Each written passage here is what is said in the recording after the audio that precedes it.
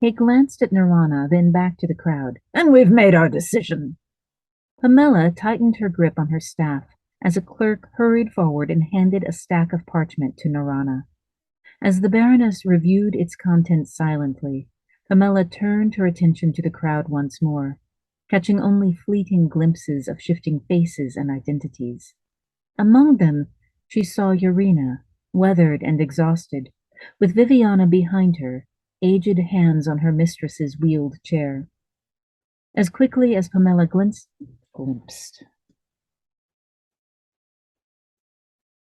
So, since I don't know, I will explain to people who are watching this that I am recording on another computer, and I've just gone back and I'm doing something called a rolling punch. So in my earbud, I'm going to hear 2 seconds of whatever I just said, and then I will begin speaking as if I had never stopped, in theory. As quickly as Pamela glimpsed them, though, they wafted away, replaced by indiscernible people. Norana stood. The surrounding shadows shifted with her movement, reaching toward her. She seemed to grow in stature, but Pamela couldn't tell if the Baroness enlarged or if she and the room shrank. The world has changed, Narana intoned. In this, we all can agree. Cast from their ruined realm, the Fae have invaded our world. Some call it refuge, but the world is wide, and yet they flock to our small island and curse our children. Few, even among the mystics, truly understood what had happened with the merger of Faeyun and the human world at the end of Crotalin, and fewer still, beyond her closest confidants, knew that Pamela had been at the heart of it.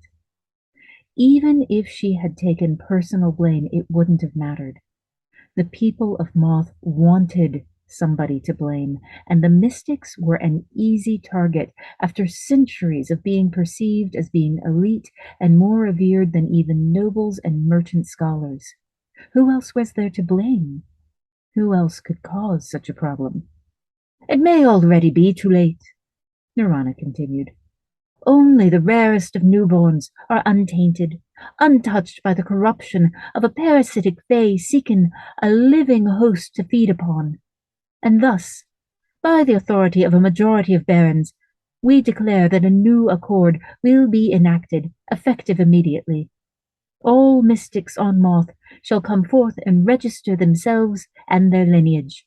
They shall no longer own land or possessions beyond what they carry, and they shall take up permanent residence at Keltapar. There, they shall remain in order to quietly and peacefully conduct their activities so long as it does not affect the outside world. The crowd cheered around Pamela. She remembered this day 3 years ago when the mystic accord had been enacted.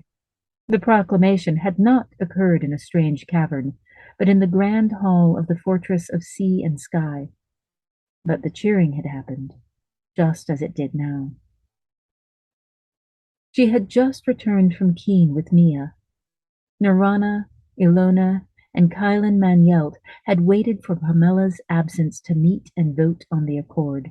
Then Narana insisted on waiting until Pamela had returned to Moth to make it public. By then the fight had gone out of Urena, and with Pamela away...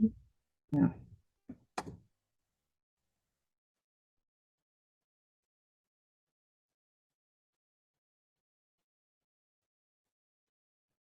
And with Pamela away at Keen, there'd been only minimal dissent. Decades of slow suppression had finally caught up to the rights the mystics of Moth had entertained for centuries. On that day 3 years ago, Urena, Viviana, and herself had all been peacefully escorted back to Keltapar by the hunters and given black robes to wear.